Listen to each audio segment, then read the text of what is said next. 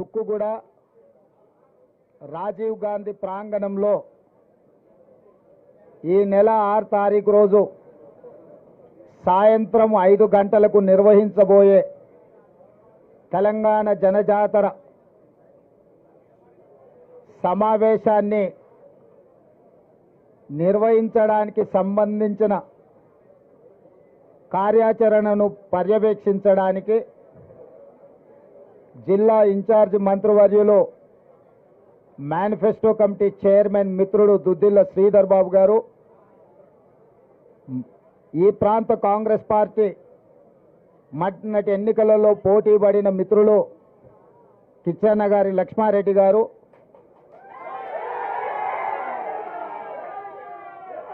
జిల్లా పార్టీ అధ్యక్షుడు నరసింహారెడ్డి గారు, ఇబ్రహీంపట్నం శాసనసభ్యులు మల్రెడ్డి రంగారెడ్డి గారు, తాండూరు శాసనసభ్యులు మనోహర్ రెడ్డి గారు, అదేవిధంగా రంగారెడ్డి జిల్లా పరిషత్ చైర్పర్సన్ అనితమ్మ గారు, ఏఐసిసి సెక్రటరీ సిడబ్ల్యూసి ప్రత్యేక ఆహ్వానితులు మిత్రులు చల్లా వంశీచంద్ర రెడ్డి గారు, చాలామంది పెద్దలు ఈరోజు ఈ సమీక్షకు రావడం జరిగింది. ఈ వేదిక మీద నుంచి తెలంగాణ ప్రజలకే కాదు, జాతీయ స్థాయిలో భారతదేశ కాంగ్రెస్ పార్టీ ఎన్నికల మేనిఫెస్టో తెలంగాణ గడ్డ మీద విడుదల కాబోతుంది. ఈ కార్యక్రమానికి మా అభిమాన నాయకుడు శ్రీ రాహుల్ గాంధీ గారు, మా అభిమాన నాయకురాలు శ్రీమతి ప్రియాంక గాంధీ గారు ప్రత్యేక ఆహ్వానితులుగా జాతీయ ఎన్నికల మేనిఫెస్టో విడుదల చేయడానికి ముఖ్య అతిథులుగా హాజరవుతున్నారు. ఈ ఎన్నికల మేనిఫెస్టోలో కాంగ్రెస్ పార్టీ జాతీయ స్థాయిలో ఇవ్వబోయే 5 గ్యారెంటీలకు సంబంధించిన అంశాలతో పాటు కేంద్రంలో ఇండియా కూటమి ప్రభుత్వాన్ని ఏర్పాటు చేసి తెలంగాణ రాష్ట్రానికి ఇవ్వబోయే ప్రత్యేక నిధులు, ప్రత్యేక అనుమతులు, 2014 రాష్ట్ర పునర్విభజన చట్టంలో పొందుపరిచిన 10 సంవత్సరాలు భారతీయ జనతా పార్టీ తెలంగాణ ప్రజలను వంచి మన హక్కులను కాలరాసిన విషయాలను కూడా స్పష్టంగా శ్రీధర్ బాబు గారి నేతృత్వంలో ఈ ఎన్నికల మేనిఫెస్టోలో పొందుపరచడం జరుగుతుంది. ఈ వేదిక మీద నుంచి ప్రధానంగా మేము తెలియజేయదలుచుకున్నది, తెలంగాణ ప్రాంతము కాంగ్రెస్ పార్టీకి ఎంతో ప్రత్యేకము. తెలంగాణ ప్రాంతానికి శ్రీమతి సోనియా గాంధీ గారి కుటుంబము మరీ ప్రత్యేకము. ఎందుకంటే తెలంగాణ రాష్ట్ర కళ సాకారం అయ్యింది అనంటే కేవలం శ్రీమతి సోనియా గాంధీ గారి వల్లనే, వారి దయ వల్ల, వారి ప్రేమ వల్ల ఈరోజు తెలంగాణ రాష్ట్రము ఏర్పాటు చేసుకోవడం జరిగింది. ఏర్పాటైన తెలంగాణ రాష్ట్రం 10 సంవత్సరాలు చంద్రశేఖరరావు గారి నాయకత్వంలో 100 సంవత్సరాలకు జరగవలసిన విధ్వంసం జరిగింది. 10 సంవత్సరాలు అధికారాన్ని చెలాయించి టీఆర్ఎస్ నాయకులు తెలంగాణను విధ్వంసం చేసి 100 సంవత్సరాల వరకు కోలుకోలేని విధంగా ఈ ప్రాంత ఆర్థిక వనరులను, సహజ వనరులను దోపిడీకి పాల్పడి విధ్వంసం చేసిన సందర్భంలో సెప్టెంబర్ 17, 2023 నాడు ఇదే తుక్కుగూడలో రంగారెడ్డి జిల్లాలో రాజీవ్ గాంధీ ప్రాంగణంలో సూపర్ 6 గ్యారెంటీలను శ్రీమతి సోనియా గాంధీ గారు, శ్రీ మల్లికార్జున్ ఖర్గే గారు ఇదే ప్రాంగణం నుంచి విడుదల చేసి తెలంగాణ ప్రజలకు 6 గ్యారెంటీలను ఇవ్వడం జరిగింది.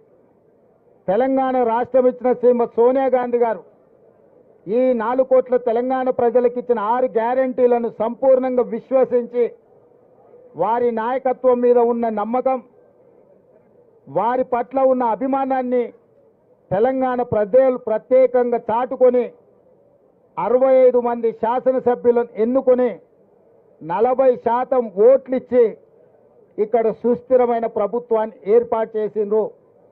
ఆనాడు ఇచ్చిన హామీలను 100 రోజుల్లో 5 స్పష్టంగా అమలు చేసి ఆర్టీసీ బస్సులలో ఆడబిడ్డలకు ఉచిత ప్రయాణం కావచ్చు, రాజీవ్ ఆరోగ్యశ్రీ ద్వారా పేదలకు 10 లక్షల రూపాయలు ఆర్థిక సహాయం కావచ్చు, ప్రతి ఆడబిడ్డ కట్టెల పొయ్యితో కష్టాలు పడుతుంటే 1200 రూపాయలు చెల్లించి సిలిండర్ కొనలేక ఆర్థిక ఇబ్బందులను ఎదుర్కొంటుంటే 500 రూపాయలకే ఆడబిడ్డలకి ఇంటి దగ్గర సిలిండర్ ఇచ్చే కార్యక్రమం కావచ్చు, ప్రతి పేదవాడి కుటుంబానికి వాళ్ళ ఇంటికి 200 యూనిట్ల వరకు ఉచిత కరెంటు, దాదాపుగా ఈ రోజుకి 50 లక్షల కుటుంబాల పథకాన్ని వినియోగించుకోవడం కావచ్చు, అదేవిధంగా 4.5 లక్షల ఇందిరమ్మ ఇండ్లు 22,500 కోట్లతోని ఇల్లు లేని పేదలకు ఇందిరమ్మ ఇండ్లు ఇవ్వడం ద్వారా ఆ కుటుంబాలను ఆదుకునే కార్యక్రమాలను ఇప్పటికీ మా ప్రభుత్వం అమలు చేసింది. మిగతా విషయాలను కూడా ఎన్నికల కోడ్ తర్వాత 100% వాటిని నిర్దిష్టంగా అమలు చేసి సోనియా గాంధీ గారు ప్రజలకిచ్చిన 6 గ్యారెంటీలను 100% అమలు చేయడానికి మా ప్రభుత్వం కంకణబద్ధులై ఉన్నది. అందుకే ఈరోజు ఈ ప్రాంతం కాంగ్రెస్ పార్టీకి, ఈ రాష్ట్రం కాంగ్రెస్ పార్టీకి ఒక ప్రత్యేకమైన సెంటిమెంట్ ఉన్నది.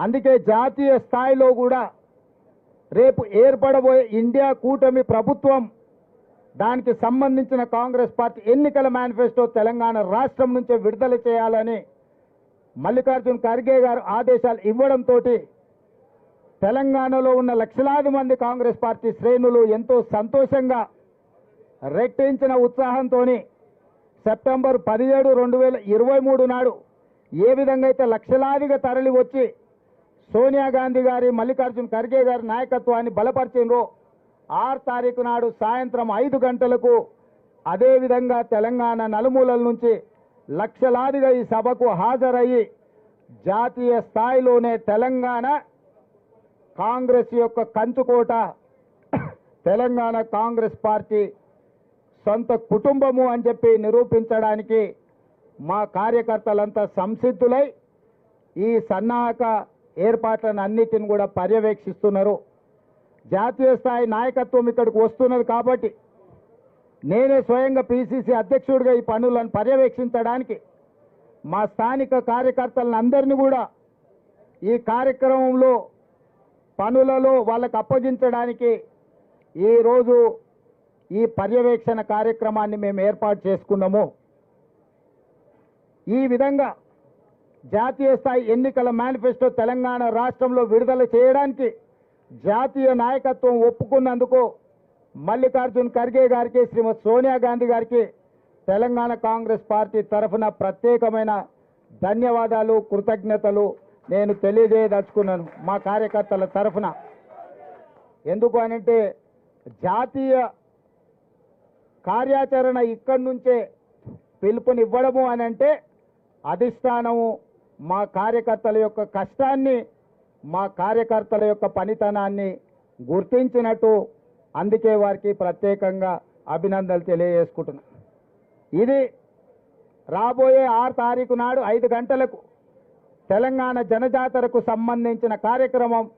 దీంట్లో లక్షలాదిగా ఆదిలాబాద్ నుంచి అలంపూర్ వరకు, ఖమ్మం నుంచి కొడంగల్ వరకు ప్రతి గ్రామం నుంచి కార్యకర్తలు, తెలంగాణ ప్రజలు, ముఖ్యంగా దళితులు, గిరిజనులు, మైనారిటీలు, వెనుకబడిన వర్గాలు ఈ కార్యక్రమంలో అత్యధికంగా పాల్గొనాలి.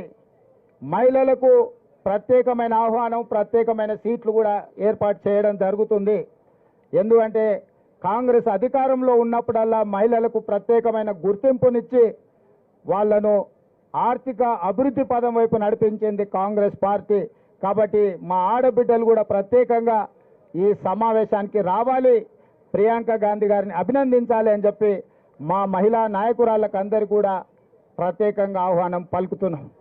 మా నిర్వాహకులకు కూడా స్థానిక నాయకత్వానికి కేఎల్ఆర్ గారికి, రంగన్నకు, ఇక్కడ ఉండే ముఖ్యమైన నాయకులకు ముందు వరుసలో మహిళలకే పాసులు ఇచ్చి కొన్ని బ్యారికేడ్స్ వాళ్ళకే ప్రత్యేకంగా కేటాయించండి. ఎందుకంటే వాళ్ళ ఆశీర్వాదం ఉంటే ఎంత పెద్ద ఎన్నికైనా అవలీలగా గెలవచ్చు. మన గెలిపించి చూపించిండ్రు. మన పరేడ్ గ్రౌండ్లో 1,00,000 మంది ఆడబిడ్డలు కదం దొక్కి ప్రతి ఆడబిడ్డను కోటీశ్వరరాళ్ళను చేస్తామని మనం మాట ఇచ్చినాము. ఆ విశ్వాసంతో ఆడబిడ్డలు అందరూ కూడా వస్తారు. వాళ్లకు ప్రత్యేకమైన ఏర్పాట్లు చేయవలసిందిగా నిర్వాహకులకు ప్రత్యేకంగా నేను ఆదేశాలు ఇస్తున్నా.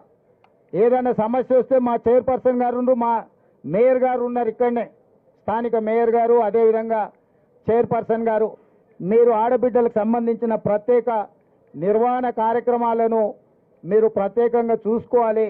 దానికోసం కూడా ఒక ప్రత్యేకంగా కమిటీని వేయాల్సిందిగా శ్రీధర్ బాబు గారికి నేను సూచన చేస్తున్నాను. ఎందుకంటే ఆడబిడ్డల ఏర్పాట్లు మహిళా నాయకురాల నాయకత్వంలో ఉండి 2 మంత్రులను కూడా, సీతక్కను, కొండా సురేఖ గారిని కూడా ఇక్కడ పర్యవేక్షించే కార్యక్రమంలో వాళ్ళను కూడా భాగస్వాములను చేయాల్సిందిగా మిత్రుడు శ్రీధర్ బాబు గారికి సూచన చేస్తున్నా. ఏర్పాట్లకు సంబంధించి ప్రతిరోజు ఎవరెవరు ముఖ్యమైన నాయకులు ఇక్కడికి వచ్చి పర్యవేక్షించడం, ఏర్పాట్లకు కార్యక్రమానికి సంబంధించి మీడియా మిత్రులకు ప్రత్యేకంగా మీకు వివరాలను అందించడం కూడా మీడియా మిత్రులకు కష్టం కాకుండా మీకు రెడీమేడ్ మీల్స్, ఫుల్ మీల్స్ పెట్టేటట్టు మీకు సమాచారాన్ని కూడా ఇస్తాము. మా రాజు అక్కడి నుంచి చూస్తున్నాడు, మాకు ఫుల్ మీల్స్ సరిపోదు సార్, ఫ్యామిలీ ప్యాక్ కావాలని. కాంగ్రెస్ అంటేనే కలిసిమెలిసి ఉండాలని, దూరంగా దూరంగా కూర్చోవద్దు. ఒకరి మీద ఒకరు కూర్చున్నట్టుంటే మన అందరికి అభిమానం ఎక్కువ ఉంటుంది అని చెప్తా మొత్తం చెప్పినాక చారి గారు జర్రా తొందర వాళ్ళకి చారి గారు. సో అన్ని ఏర్పాట్లు చేపిస్తాము. మీడియా మిత్రులకు కూడా ప్రత్యేకంగా ఏర్పాట్లు కానీ, బ్యారికేడ్స్ కానీ, పాసులు కానీ, రవాణా సౌకర్యాలు కూడా ఏర్పాట్లు చేయాలని చెప్తున్నా. అదేవిధంగా ఇంకా తెలంగాణ రాజకీయాల విషయానికి వస్తే, మొన్న మాజీ ముఖ్యమంత్రి ప్రతిపక్ష నాయకుడు కల్వకుంట్ల చంద్రశేఖరరావు గారు పొలం బాట పట్టినరు, సంతోషం. 10 సంవత్సరాల తర్వాతైనా తెలంగాణ ఉన్నది, తెలంగాణలో రైతులు ఉన్నారు అని వారికి గుర్తొచ్చినందుకు, గుర్తు చేసినందుకు కాంగ్రెస్ పార్టీ కార్యకర్తలను ప్రత్యేకంగా అభినందిస్తున్నా. ఎందుకంటే అధికారం కోల్పోకపోయి ఉండుంటే, అధికారం కోల్పోయిన దుఃఖంలో ఆయన కింద పడి గాయం కాకపోయి ఉండుంటే, అవినీతిలో పాల్పడి కూతురు జైలుకు పోకపోయి ఉంటే చంద్రశేఖరరావు గారు మనకు కనిపించడానికి కూడా దొరకకపోవు. తుపాకీ గుండుకు అందకపోవు, దొంగకు దొరకకపోవు. వారు అధికారం కోల్పోయినందుకు, కిందపడి గాయమైనందుకు, కూతురు జైలుకు పోయినందుకు మాకు కొంత సానుభూతి ఉంది సాటి మానవుడిగా. కానీ ఆయన వ్యవహరించిన తీరు మాత్రం ఆక్షేపణీయము. కాంగ్రెస్ వచ్చింది, కరువు వచ్చింది అంటున్నాడు.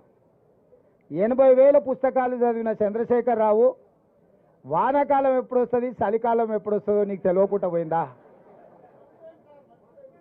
జూలై, ఆగస్టు, సెప్టెంబర్, అక్టోబర్ వానాకాలం, నవంబరు, డిసెంబరు, జనవరి, ఫిబ్రవరి చలికాలం.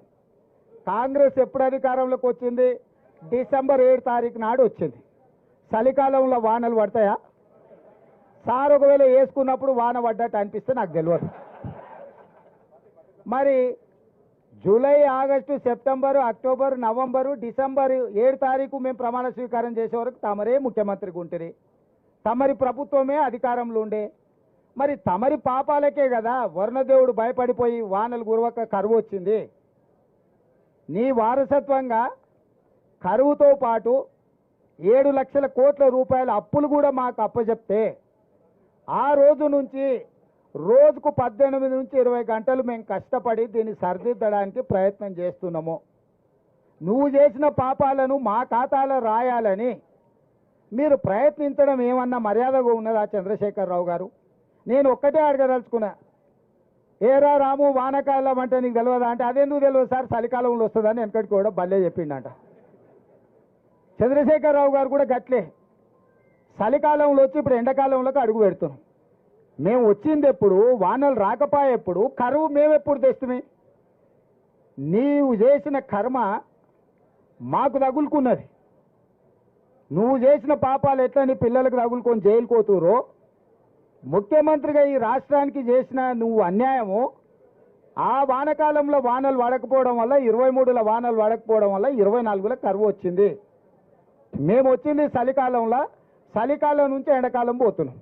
నిజంగానే కాంగ్రెస్ వచ్చినాక కరువు వచ్చిందా లేదా అనేది రేపు వచ్చే జూలై నుంచి సెప్టెంబర్ వరకు వానలు పడుతున్నాయా, వానలు పడతలేవా, కాంగ్రెస్ వల్ల ఏమన్నా ప్రకృతి మన మీద పగబట్టిందా లెక్క అప్పుడు తెస్తుంది.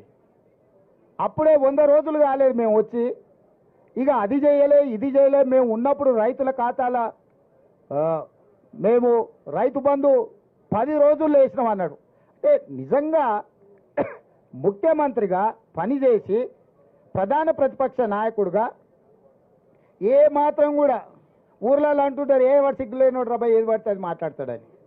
నేను అనదలుచుకోలేదు చంద్రశేఖరరావుని, కానీ డిసెంబర్లో మొదలుపెట్టి సెప్టెంబర్ వరకు 10 నెలలు, 10 రోజులు కాదు 10 నెలల వరకు రైతు బంధు పథకంలో రైతుల ఖాతాలలో పైసలు వేసిన లెక్కలు ఆడు ఉన్నాయి. నువ్వు అసెంబ్లీలోనే అవన్నీ బయట పెట్టినావు. నువ్వు వస్తావేమో అనుకున్నా, నువ్వు పారిపోయినావు, రాలే. ఇప్పుడు కూడా నేను సూటిగా 2018 ఎన్నికలప్పుడు మాత్రమే ఎన్నికల ముందు ఖాతాల పైసలు వేసినావు. ఆ తర్వాత ఏ రోజు కూడా 4 నెలల నుంచి 10 నెలల సమయం తీసుకున్నాడు రైతు బంధు పథకాన్ని వేయడానికి.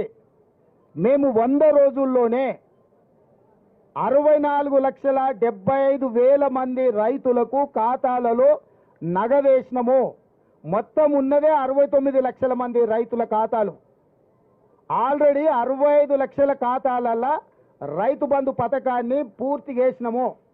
నేను సూటిగా చంద్రశేఖరరావు గారికి సవాలు విసురుతున్నా. అధికారిక లెక్కలు ఉన్నాయి. 64,75,581 రైతుల ఖాతాలలో రైతు బంధు పథకము మేము వేయడం జరిగింది. ఇక మిగిలింది 4 లక్షల చిల్లర మాత్రమే. ఒకవేళ ఈ లెక్కలలో తప్పులు ఉంటే మీరు ఏ శిక్ష విధించినా మేము ఆ శిక్షను అనుభవించడానికి సిద్ధంగా ఉన్నాము.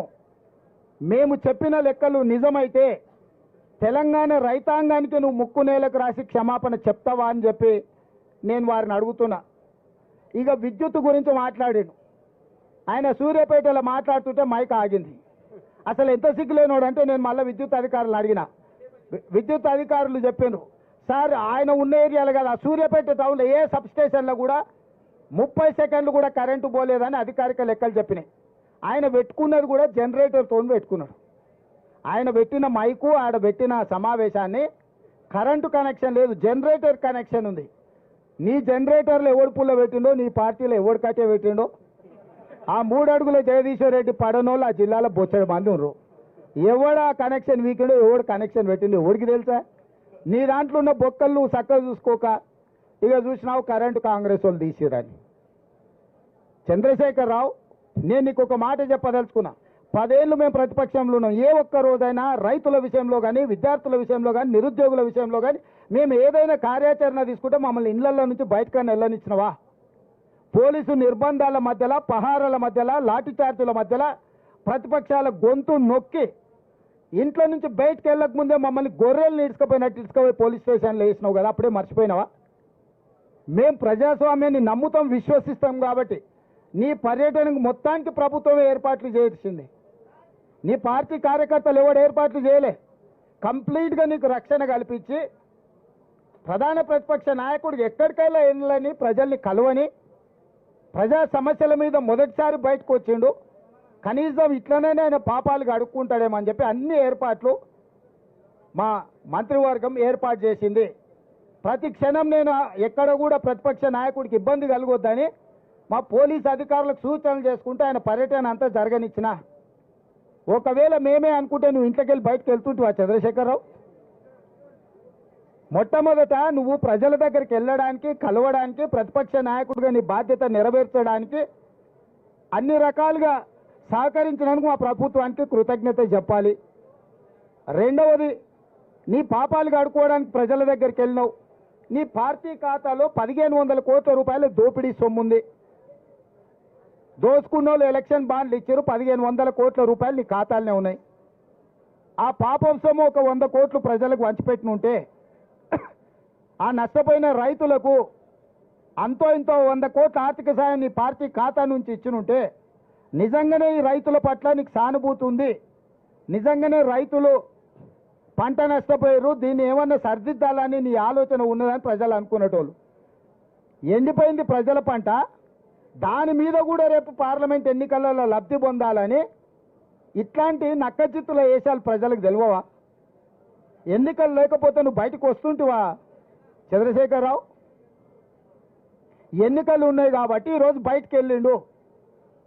ప్రజలు ఏమంటున్నారంటే బొక్కలో దాచుకున్న ఎలుకకు పొగ పెడితే బయటకు వస్తుంది సార్, ఎన్నికలనే పొగ పెట్టినాం కాబట్టి ఎలుక బయటకు వచ్చిందని ప్రజలు అంటున్నారు. మేమేం అనదలుచుకోలే, నువ్వు ప్రతిపక్ష నాయకుడు చెయ్యి, ఇంకా బాగా తిరుగు, ప్రజలలో ప్రజల సమస్యలు తెలుసుకో, నివేదికలు తీసుకురా, ఇవ్వు ప్రభుత్వానికి. నీ సూచనలు ఏమైనా ప్రజలకు ఉపయోగపడతాయంటే 100% మా ప్రభుత్వం వాటిని స్వీకరిస్తుంది. అంతే తప్ప బరితెగించి 100 రోజుల్లోనే ఈ ప్రభుత్వం విఫలం చెందింది, ఈ ప్రభుత్వం కూలాలే, ఈ ప్రభుత్వం కాలాలే, ఈ ప్రభుత్వం పోవాలి, ఏం శాపలు నడతాలి చంద్రశేఖరరావు? నువ్వు 10 ఏళ్ళు ఉన్నావు, మేము ఎప్పుడన్నా అట్లా అన్నామా నిన్ను? అంటే అస్సలు ఆయనకు ఆగుతలేదు, అధికారం పోయింది అని అంటే ఇక ఎట్లనైనా వేసి తొండో మొండో ఎవరి కాళ్ళైనా పట్టుకొని కుర్చీలో కూర్చోవాలనుకుంటున్నావు, అంత ఆశమాశ అనుకుంటున్నావా? అందుకే విద్యుత్ విషయంలో కానీ, సాగునీరు విషయంలో కానీ, రైతు బంధు విషయంలో కానీ, రైతు బీమా విషయంలో కానీ, గిట్టుబాటు ధర విషయంలో కానీ వరి కోతలు మొదలై ఇంకా పూర్తి స్థాయిలో కానేలేదు. అప్పుడే 7000 పైచీలకు కొనుగోలు కేంద్రాలను ఐకేపీ కేంద్రాలు మేము తెరిచినాం, వాళ్ళు అసలు తెరవనే లేదంటున్నారు. నీలాక క్వింటాల్కు 10 కిలోలు కమిషన్లు కొట్టే విధానం ఉండదు మా దగ్గర. ఎవడన్నా చేసిందంటే తిత్తి తీస్తాం. ఎవడన్నా 10 కిలోలు గిన క్వింటాల్కి గిన కమిషన్లు తాడి పేరు మీద తాలు పేరు మీద ఎవడన్నా కొట్టిండంటే నీలాక కమిషన్ల దందాలు చేయం చంద్రశేఖరరావు. మమ్మల్ని ఢిల్లీ పోయిందంటారు, ఢిల్లీ పోయిన ప్రతిసారి కేంద్ర ప్రభుత్వం నుంచి పెండింగ్ ప్రాజెక్టులను సాధించుకొచ్చినాం. అది స్కైవేలు కావచ్చు, కేంద్ర నిధులు కావచ్చు, డిఫెన్స్ ల్యాండ్స్ కావచ్చు, ప్రతి విషయంలో ఢిల్లీకి వెళ్ళి మా మంత్రులు మేము ఔటర్ రింగ్ రోడ్ RRR కావచ్చు, రీజనల్ రింగ్ రోడ్ విషయంలో కావచ్చు, నిధుల విషయంలో కావచ్చు, మెట్రో రైలు విషయంలో కావచ్చు, మూసి పరివాహక ప్రాంత అభివృద్ధి విషయంలో కావచ్చు, 10 సంవత్సరాలు నీ పాపాలను ఒకటొకటిగా కడుక్కుంటూ వాయిదాలు పడ్డ కేంద్ర అనుమతులను తెచ్చుకుంటూ రాష్ట్రాన్ని ఒక దారిలో పెట్టి సర్దిద్దే ప్రయత్నం చేస్తున్నావు. నువ్వు కూలగొట్టిన సంసారాన్ని నిలబెట్టే ప్రయత్నం చేస్తున్నాము. నీ కులం, నీ కుటుంబం చేసిన దోపిడీ నుంచి రాష్ట్రాన్ని కాపాడి రైతులకు, విద్యార్థులకు, నిరుద్యోగ యువకులకు, ఆడబిడ్డలకు మేలు జరిగే విధంగా ఇవాళ చర్యలు చేపడుతున్నాం. ఇవాళ ఆడబిడ్డలకు స్వేచ్ఛనిచ్చినాం. మహిళా సంఘాలను పిలిచి కోట్లాది రూపాయలు వాళ్ళవి నువ్వు పెండింగ్ పెట్టిన వాటిని అన్నిటిని కూడా వాళ్ళకి ఇచ్చినాం. ఇవాళ మహిళలు ఊపిరి పీల్చుకుంటారు. మా అన్న వచ్చిండు, మా ప్రభుత్వం వచ్చింది, మా సోనియా మా ప్రభుత్వం వచ్చింది, మాకు సిలిండర్ వచ్చింది, ఇంటికి ఉచిత కరెంట్ వచ్చింది, మాకు ఆర్టీసీ బస్సులలో ఉచితంగా ప్రయాణం చేస్తున్నాం, మాకు స్వేచ్ఛ వచ్చింది. మా మహిళా సంఘాలు అన్నీ కూడా మళ్ళీ ఊపిరి పోసుకున్నాయి. లక్షాధికారులు కాదు, ప్రతి మహిళా సంఘం కోటీశ్వరులను చేస్తామని ప్రభుత్వం ముందుకు వచ్చిందని వాళ్ళ కళ్ళల్లో సంతోషం ఉంది, ఆనందం ఉంది. అది చూసి నీ కళ్ళల్లో నిప్పులు పోసుకుంటున్నావు చంద్రశేఖరరావు. ఆడబిడ్డల్లో ఉన్న కళ్ళల్లో ఆనందాన్ని చూసి నీ కళ్ళల్లో నిప్పులు పోసుకున్నా, నీ కడుపులో మంటలు రేగినా ప్రజలు నీ పట్ల సానుభూతి చూపియరు. ఎందుకంటే నువ్వు అన్ని పాపాలు చేసినావు. పాపాల భైరవుడు అనే పదం కూడా నీకు చిన్నది. అందుకే పిల్లి శాపనార్థాలకు ఉట్టి తెగిపడదు. చంద్రశేఖరరావు పర్యటనను కాంగ్రెస్ పార్టీ కార్యకర్తలు 100 ఎలుకలు తిన్న పిల్లి తీర్థయాత్రలు పోయింది అన్నట్టుగా చూస్తున్నారు. నీ దోపిడీని కప్పిపుచ్చుకోవడానికి ఈ ఎన్నికల్లో నీ ఎంపీ అభ్యర్థులు పారిపోతుంటే దాన్ని అధిగమించడానికి నీకు తెలిసిన తక్కుంటామార విద్యలన్నీ ప్రదర్శిస్తున్నావు. ఇవన్నీ కాలం చెల్లిపోయినాయి. చంద్రశేఖర్ అనేవాడు తెలంగాణ రాష్ట్రంలో రద్దయిపోయిన 1000 రూపాయల నోటు లాంటి వాడు ఎవడన్నా జేబులో పెట్టుకుంటే జైలుకు పోతాడు. 1000 రూపాయల నోటు. ఇవాళ టీఆర్ఎస్ కూడా గట్లాంటిదే. రద్దయిపోయిన 1000 నోటు బీఆర్ఎస్ టీఆర్ఎస్ కేసీఆర్ ఆ ప్రభుత్వం ఏందో దాని కాలం అయిపోయింది. ఏదేమైనా ఒక్కటి మాత్రం నేను అభినందించదలుచుకున్నా. ప్రతి వారం నువ్వు బయటికి వెళ్ళాలి, ప్రజలలో తిరగాలి, ప్రతిపక్ష నాయకుడిగా నీ బాధ్యత పోషించు. మా ప్రభుత్వం ప్రతిపక్షాలను గొంతు నొక్కాలని అనుకోదు. ప్రజా సమస్యలు మీరు మా దృష్టికి తీసుకొస్తే సహేతుకమైన వాటిని మా ప్రభుత్వం బేసిజాలకు పోకుండా పరిష్కరిస్తుంది. మీడియా మిత్రులకు కూడా ఏ విధంగా అయితే 2023 డిసెంబర్ 3 నాడు కాంగ్రెస్ పార్టీని గెలిపించి డిసెంబర్ 9 నాడు మా గ్యారెంటీలు అమలు చేయడానికి సహకరించినరో అదేవిధంగా ఇండియా కూటమికి కూడా సహకరించండి. జూన్ 4 తారీఖు నాడు ఫలితాలు, జూన్ 9 తారీఖు నాడు ఢిల్లీ రామ్లీలా మైదానంలో ప్రమాణ స్వీకారానికి మీరందరూ రావాలి. ఎర్రకోట మీద ఇండియా కూటమి 3 రంగుల జెండాను ఎగరేస్తాము. జూన్ 9 నాడు మీరందరూ కూడా ఢిల్లీకి రావాలి. మీరు లైవ్లో మన తెలంగాణ ప్రజలకు తెలుగులో మంచిగా చెప్పాలి.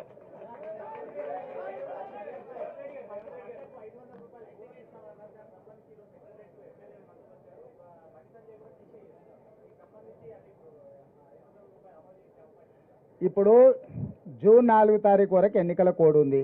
పరిపాలననే ఎన్నికల అధికారుల చేతుల్లో ఉంది. మెయిన్ సెక్రటేరియట్ పోవాలన్నా అనుమతి తీసుకోవాలి. ఇప్పుడు కొత్త అనుమతులు ఇవ్వడానికి ఏదైనా ఉందా?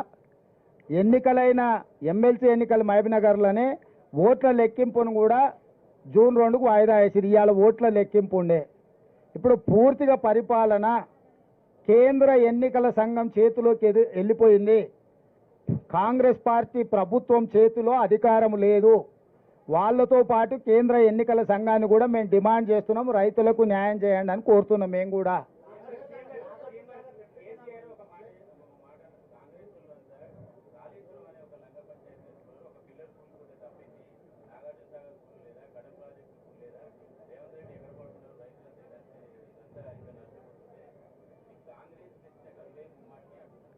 రేవంత్ రెడ్డి ఎక్కడ వండుకోలే. రేవంత్ రెడ్డి వాళ్ళ ఇంట్లోనే వండుకుంటుండు, ప్రతిపక్షంలో ఎక్కడ వండుకుంటూ ఇప్పుడు అక్కడనే వండుకుంటుండు.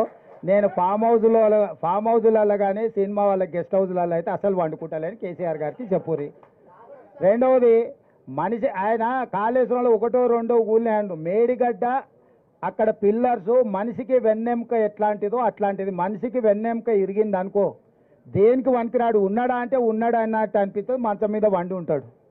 ఇవాళ మేడిగడ్డ కూలిపోవడం కూడా కాళేశ్వరం ప్రాజెక్టుకు వెన్నుపూస లాంటిది. వెన్నుపూసనే ఇరిగిపోయింది. దాన్ని ఎట్లా మరమ్మత్తు చేయాలని నిపుణులతో చర్చిస్తున్నాము. నీలాక దివాలా సంసారము దివాలా తీసిన విధానాలతో ముందుకు వెళ్ళదలుచుకోలేదు.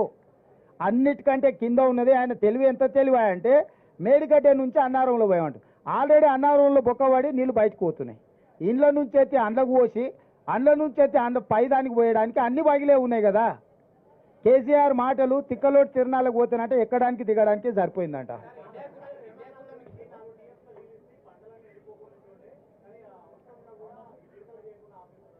నేను అనేది అదే అంటున్నా. బుర్ర లేకుండా వితండవాదం చేస్తున్నాడు. హైదరాబాద్ నగరానికి తాగడానికే నీళ్లు లేవు, మీరు బోర్లు ట్యాంకర్లు అంటుండు. అసలు బుర్ర ఉందా కేసీఆర్కు? మిషన్ భగీరథ ద్వారా కృష్ణానది జలాలను ఇవ్వాల్సిన దానికంటే ఎక్కువ ఇస్తున్నాం.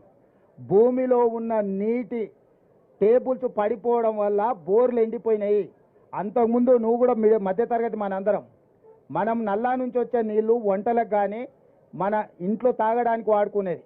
మన ఇంటి అవసరాలు అంట్లు తోముకోవడానికి, స్నానానికి, ఇతర అవసరాలకు మన ఇంట్లో ఉండే బోర్ నీళ్లు వాడుకునేది. ఇప్పుడు బోర్ ఎండిపోయింది కాబట్టి ఈ నీళ్లతో పాటు అదనంగా బోరుతో వాడుకునే నీళ్లను ట్యాంకర్లలో కొనుక్కుంటున్నాము. ఇవాళ మేము దాదాపుగా 1000 ట్యాంకర్లతోని ట్యాంకర్ బుక్ చేసిన 12 గంటల లోపలనే ప్రతి వాళ్ళకి నీళ్ళు అందిస్తున్నాము. అభినందించాల్సింది పోయింది, ట్యాంకర్లు వచ్చినాయి అంటున్నాడు. గ్రౌండ్ వాటర్ ఎప్పుడు వాడిపోయింది? వర్షాకాలంలో వర్షాలు రాకపోవడం వల్ల ఇప్పుడు గ్రౌండ్ వాటర్ వాడిపోయింది. నాగార్జున సాగర్లా, శ్రీశైలంలో అన్నిట్లల్లా డెడ్ స్టోరేజ్కి వెళ్ళిపోయినాయి. ఆ డెడ్ స్టోరేజ్ నుంచి మనము ఈరోజు నగరానికి తాగునీటి సమస్య తీవ్రతను దృష్టిలో పెట్టుకొని కొన్ని దగ్గరలలో కొంత కష్టమైన, రైతులకు కొంత నష్టమైన తాగునీరే మొదటి ప్రాధాన్యత. ప్రపంచ నీటి విధానము నీళ్లుంటే మొదట తాగడానికి, తాగు, సాగు, విద్యుత్తు, పరిశ్రమలు 4 ప్రాధాన్యతలు. ఇప్పుడు తక్కువ నీళ్లు ఉన్నాయి కాబట్టి తాగునీటికే వాటిని పొదుపుగా వాడి ఏప్రిల్, మే, జూన్ ఇంకా 90 రోజులు ఉంది ఎండలు. 90 రోజుల కోసము పొదుపుగా చుక్క చుక్క బొట్టు బొట్టు లెక్క కట్టి ప్రతి పేదవాడికి తాగునీటి సమస్య రాకుండా ఉండడానికి, అదేవిధంగా బోర్లు పడిపోయినాయి, ఎండిపోయినాయి కాబట్టి ట్యాంకర్ల ద్వారా ఇంటి అవసరాలకు కూడా నీళ్లు అందించి పూర్తిగా సమీక్షించుకుంటూ పర్యవేక్షించుకుంటూ ప్రజలకు ఇబ్బంది జరగకుండా గ్రామాలలో ఉన్న బోర్లను కూడా కొత్తగా ఫ్లెషింగ్ చేసి వాటిని రిపేర్ చేస్తున్నాము. కొన్ని దగ్గరలో ఇప్పుడు వరి కోతలు అయిపోయినాయి, రైతులకు ఉన్న బోర్లు నీళ్లు ఉంటే ఆ బోర్లను కూడా తీసుకొని ఆ నీళ్లను కూడా ట్యాంకర్లలో ఊర్లలో ప్రజలకు సరఫరా చేయడానికి ప్రణాళిక సిద్ధం చేసినాము.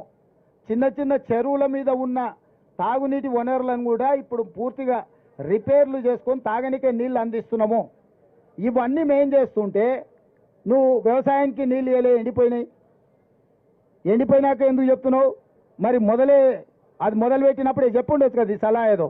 అంటే ఎండిపోయినాక ఇల్లు కాలినాక ఆ మంటల కాడ చలి కాసుకుందామని చంద్రశేఖరరావు ఎదురు చూస్తున్నాడు.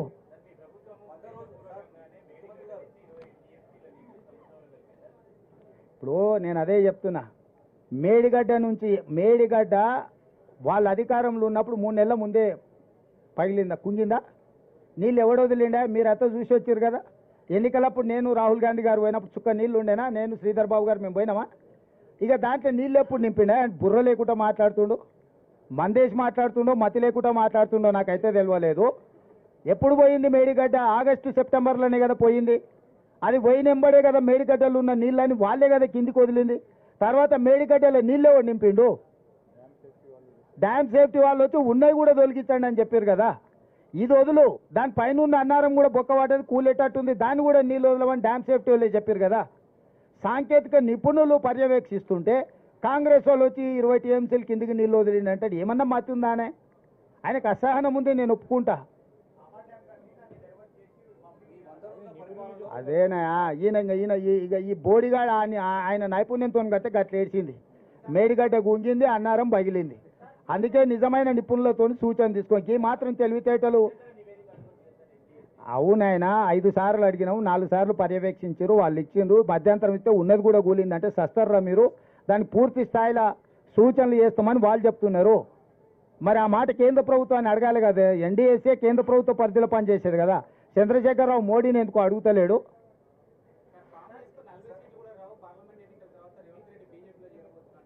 చూడంటుండు. ఇప్పుడు కేటీఆర్వి అన్ని పోరంబోకు మాటలు. ఊర్లలో ఆవరగాళ్ళు ఉంటారు కదా, చెట్ల కింద కూర్చొని పొంకనాలు కొడుతుంటారు. అంతకు మించి ఏమన్నా ఉందా? కళ్ళు కాంపౌండ్ల కాడ ఇట్లనే మాట్లాడుతుంటారు. ఏ మందుకళ్ళు తాగినాక మా కొడంగల్ నారాయణపేట ఏరియాలో కొంచెం మందుకళ్ళు ఎక్కువ. మందుకళ్ళు తాగినాక పోరలు ఇట్లనే కేటీఆర్ చూస్తుంటే నాకు సేమ్ మందుకళ్ళు తాగిన లాగానే కనిపిస్తాడు. అంటే ఒక్క నిమిషం, కాంగ్రెస్కు 40 వస్తాయంటే మోడీకి 400 వస్తాయని ఒప్పుకున్నట్టే కదా. వీడు ఎవరిని సపోర్ట్ చేస్తున్నట్టు? ఎవరికి సపోర్ట్ చేస్తుండు వీడు? రాజు నువ్వు చెప్పు. మాకు 40 వస్తాయి, మోడీకి 400 వస్తాయని చెప్తుండు కదా. మరి నేనేం చెప్తున్నావు? మోడీ వీడు ఒకటే రాని ఆయన, వీని ఓటేస్తే మోడీకి వేసినట్టే అని. పోనీ ఈ మొనగానికి రాష్ట్రంలో 1, 2 ఇస్తే ఎవరికి మద్దతు ఇస్తాడు? మేమైతే లోపలికి రానియం. వాళ్ళకు పడకపోతే ఎవరికి ఇస్తాడు? ఆయనకు ఓటేస్తే దండగానే కదా. అంటే వాళ్ళ మాటల వెనకాల ఉన్న మర్మం మీరు ఆలోచన చేయరు. వాళ్ళు ఏంది కాంగ్రెస్కు 40 రావాలని కోరుకుంటారు. ఎందుకంటే వాళ్ళ బాసు మోడీ గెలవాలని. వాళ్ళు మోడీతోనే అంటగాకి వాళ్ళు బెయిల్ల కోసము, కేసుల నుంచి రక్షణ కోసం ఢిల్లీకి పోయి కాళ్ళు పట్టుకొని వాళ్ళు కప్పం కడుతున్నారు మోడీకి. మా గురించి ఏంది మాట్లాడేది?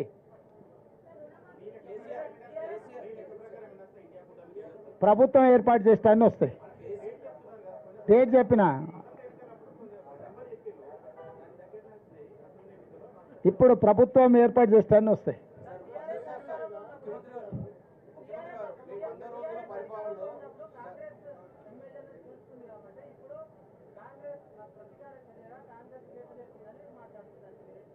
ఇక వాళ్ళే చెప్పాలి, వాళ్ళే చెప్పారు కదా. ఇక మళ్ళీ నేను కొత్తగా చెప్పేదేమో.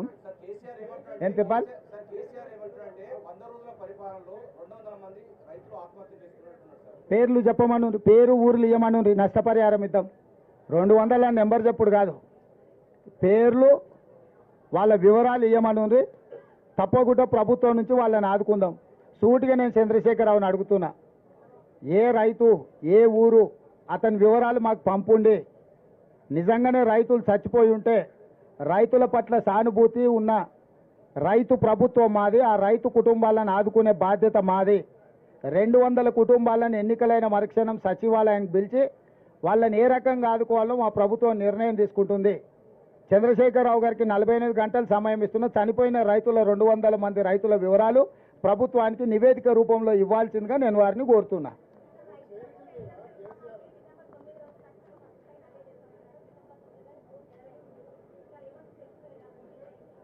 ఎవరంటారమ్మా? ఎవరంటారు? మీరు ఎందుకంత సీరియస్గా తీసుకుంటారమ్మా? ఆయనను ఎందుకంత 10 ఏళ్ళు ఆయన లక్ష ఇస్తాను, 10 ఏళ్ళు అయినా ఇవ్వలే, ఇంకా అన్నీ బకాయిలు ఉన్నాయి. అదే అందుకే చెప్తున్నా, ఆయన మాట్లాడేది అంత సీరియస్గా తీసుకోకమ్మా.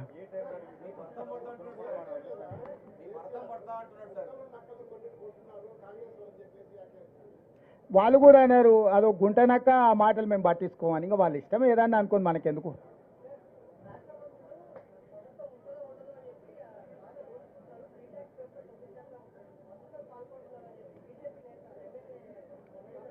ఎవరైనా చెప్పు మరి, వివరాలు తీసుకుపోయి వాళ్ళ ప్రధానమంత్రి ఉండు కదా, పోయి కంప్లైంట్ ఇవ్వమను, చర్యలు తీసుకోమను. మన బాండ్స్ బయట పడ్డాయి కదా, ఎవరికి ఇచ్చారు, దొంగలెవరు దొరలెవరు, మన బాండ్లు బయట పెట్టంగానే బయటకు వచ్చింది కదా. మొదట వాటికి సమాధానం, ఈ రాష్ట్రంలో వాళ్ళే దొంగలని చెప్పిన వాళ్ళందరూ అత్యధిక బాండ్లు వాళ్ళ పార్టీకే ఇచ్చారు కదా. లిక్కర్ దొంగల నుంచి కాంట్రాక్టర్ల వరకు అత్యధికంగా చీకట్ల కోట్ల రూపాయలు ఇచ్చింది వాళ్ళకే. ఇంకా కూడా వాళ్ళు నీతిమంతులాగా మాట్లాడుతున్నారు. ఏం చేస్తాం, కర్మ. రైట్.